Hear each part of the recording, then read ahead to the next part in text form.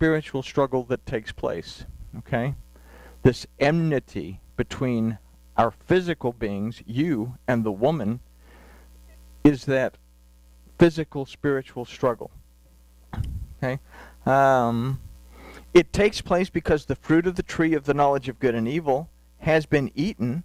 We have the ability to choose between truth and untruth, between seeking Elohim in our lives according to his word, or to attempt to seek him according to our physical desires, and between your seed and her seed, between the spirit that Yahuwah Elohim has placed within us and the deception brought on by the enticements of the Satan. So there's a whole lot of conflict that's constantly going on that we must become aware of, but we don't become aware of it because we think that, okay, well, I'm going to Torah study, I'm Shabbat, I got the feasts and festivals, I'm doing everything I should be doing, but I'm not really paying attention to the finer points of that relationship. So we want a relationship with Elohim, but we want it on our terms. Our spirit is in conflict with the choice in the tet, the serpent. So our next choice is found in the phrase, they shall bruise your head, which illustrates that we have the authority to suppress the evil inclination and the presumed authority that it has over us. We have to want to do so. We have to want to suppress the evil inclination. Sometimes that evil inclination feels really good. And I don't want to suppress the evil inclination. I just want to give in to it because it's easier to give in to it than it is to try to suppress it. We can believe and receive the word of Yahuwah and be children in his household, live within the garden, or choose not to, and be outside of it. We can have a relationship with our Elohim, or we don't need to have that relationship with our Elohim. I mean, we can get by on our own and do things on our own and go through life that way. So this struggle dictates the last phrase, and you shall bruise their heel, which illustrates that the authority that we have to choose will cause us discomfort in our walk if we allow the enticements of the Satan to supplant, Yaakov, the instruction of Yahuwah Elohim with our own carnally induced desires, Esau. Having considered this, let's look at verse 4 once again. In the womb he took his brother by the heel, and by his strength he strove with a mighty being. So Yaakov took Esau by the heel, is how the story goes in Bereshit. I can say that because Francois not here. A perspective that we can consider, Yaakov, to supplant, is taking hold of Esau, carnality. Do we actively engage our carnal side so that it leads us to be born in a different state of mind, and as such, a different walk in our life, and or in our relationship with our Elohim? If so, we struggle with Elohim. So let's take a look at the Hebrew that shows et Elohim. We struggle with Elohim by and through his word, the et. So before we consider this further, let's consider what the phrase really says. It says, Uve ono sera et Elohim. And by his strength he had power through the word of Yahuwah with Elohim. By his strength he had power with Elohim. But he has power with Elohim only by and through the word. Okay? I'm building a relationship, and in building that relationship, we go back in Bereshit where he says, I will make a helper comparable to him. Literally what that verse says is, I will make a power to support this power. Okay? So we have the physical aspect will support the spiritual aspect if they are in agreement. Okay? So with Elohim, from this we can consider that our physical side, when aligned with Elohim by and through his word, empowers us alongside of Elohim, not to overcome Elohim, but to walk with and be empowered by him. The word uve ono is used to say strength, but it also means to put forth effort and to have the ability to do so. The root of this word is aven, that means wickedness, trouble, and sorrow, as well as idolatry. So this leads us to ask, where is my strength with Elohim, or in a carnally induced idolatry that leads me away from him? The word used for strove is sarah, that means to contend with and to persevere. So if we consider that after the word sarah we read et Elohim, then we are either contending with Elohim to overcome by and through his word, or we are contending to persevere over Elohim and his word to overcome.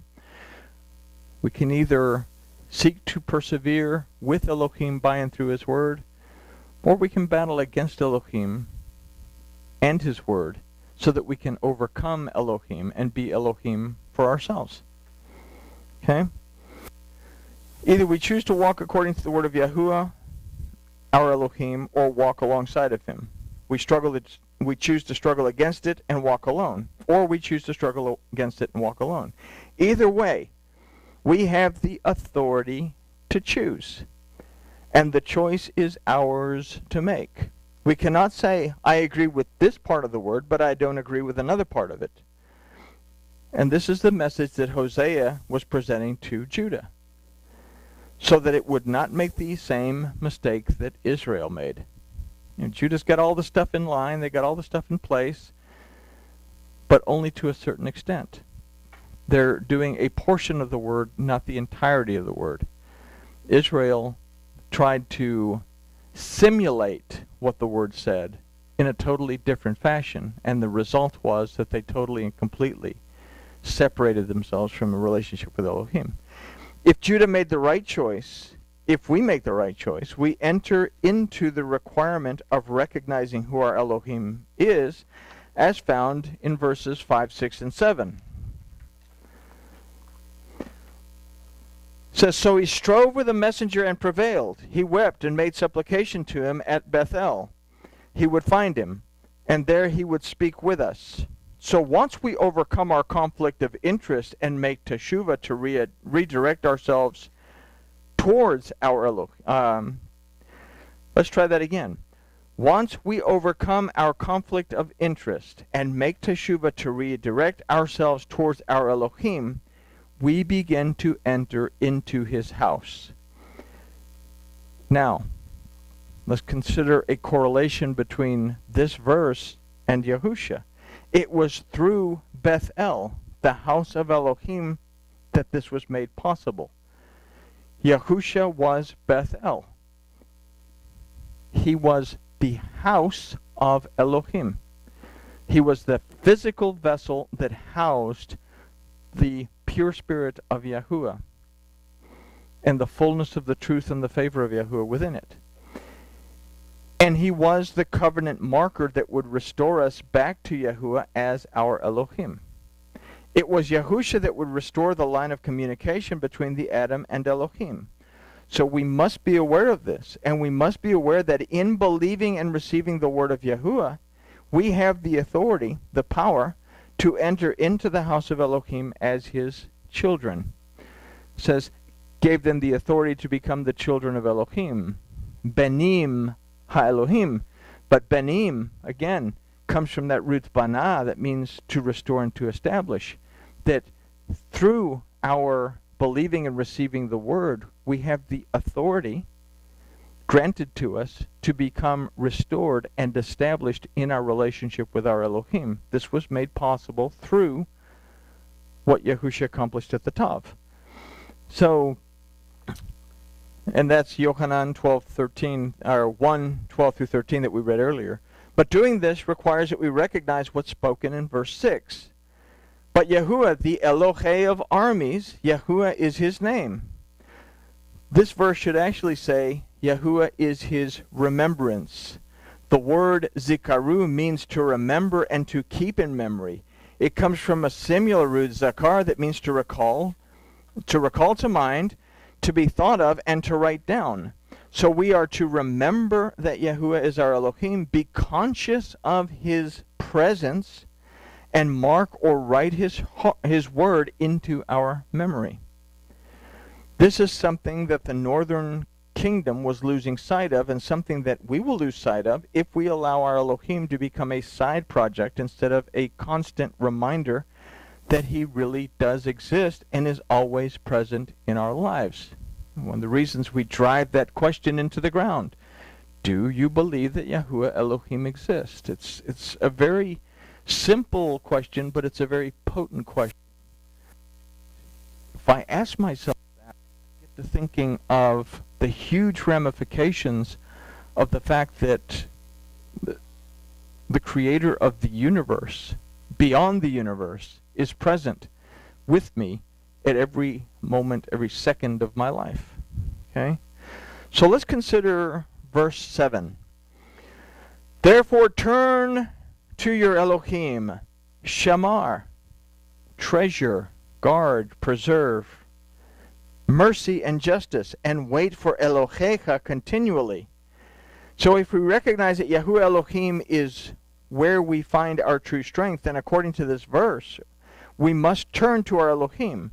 The term Elohecha that's used here is an individual, personal, and intimate relationship with our Elohim.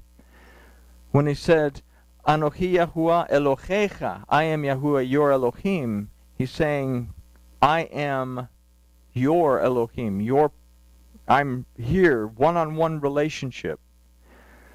The word for turn here is shuv. We must turn away from whatever may separate us from a real relationship with our Elohim and turn to him according to what he has given us to remember him by. Well, what has he given us to remember him by? We have his word. The phrase shamar, mercy and justice, illustrates that we must treasure what is good and what is right according to Yahuwah our Elohim, then preserve it and observe it in our lives. The last phrase of verse 7 is also important that we need to understand it. The word for and wait is vekaveh, that aside from wait means to look for, hope for, and to expect. The word for continually is tamid, that more specifically means to stretch out or towards something. So what we can consider from this last phrase is that we are to reach out, stretch ourselves towards Elohim with expectancy, and in doing so place our hope in Yahuwah our Elohim. The kingdom of Judah was rapidly moving away from this and was becoming more and more dependent on its physical condition. And this would be their downfall in the end, when Jeremiah tells them, hey, calm down, just submit yourself to the Babylonian and Elohim will rescue you. They don't do this, and Zedekiah ends up revolting. He has his sons killed, his eyes put out, and then there's a puppet that's placed, and they're basically taken into captivity at that point, so it really doesn't make a difference. So they're rapidly becoming more and more dependent on their physical condition. The worship of Yahuwah Elohim was something that they did, but life itself was something that required them to be completely in charge of. The relationship with Elohim was something that they did, but the requirements of life are something that we perceive we must be in charge of. Is there a separation in those two things? Do I rely on Yahuwah my Elohim, or do I rely on myself? Now, that being said, intent and action. Something that I discuss with the young people. Do I believe that Yahuwah Elohim exists so that I sit down and prayerfully consider the steps I need to take so that my intent is in line with that of Yahuwah Elohim, because I sit down and I listen to that little voice and I write it out, so that when I execute and do my action, it's still in line with the instruction of my Elohim. Okay? So Yahuwah Elohim was becoming a sideline for Judah. Do we consider some of the discomforts that we encounter along the way to a true and valid relationship with our Elohim as nitpicking, or do we see the hard adjustments that we have to make as fine-tuning? Some of the stuff that we've all done along the way in our walk have been very, very difficult. But we leave behind the little bitty fine-tuning screwdrivers to really make the picture come in clear. You remember 100 years ago the televisions that had the little bitty knobs in the back? Do you believe that Seh HaElohim exists? If so, is his word a valid approach to a real relationship with him? Or would we be best off grabbing the heel of our carnal perception and our comfort level? And no real corny questions at the end, because I figured those questions are enough to push. So I guess with that, grooviness has been achieved.